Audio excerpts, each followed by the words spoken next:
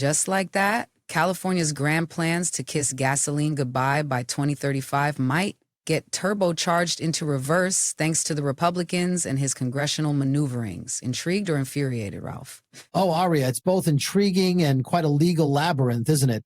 The Trump administration's strategy to frame California's waiver as overreaching is bold, albeit a bit questionable given its history. Well, I suppose the administration is just living up to its mantra. What's legal anyway? Let's bulldoze through it on a fast track to some economic freedoms. The waiver's been around longer than bell-bottom jeans, hasn't it? Absolutely. The Clean Air Act has allowed California to set these unique standards since the 70s, mainly because of its notorious air pollution challenges. The historical precedent really plays in California's favor.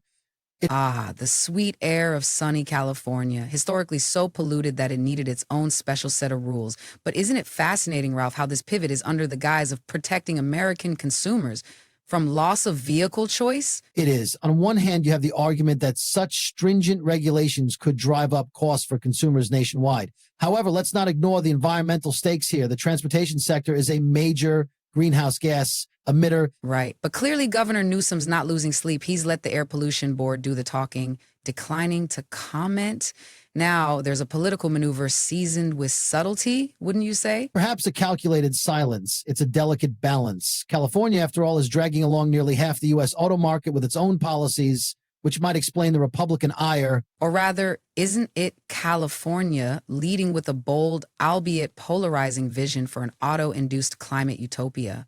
Electric vehicles are bust.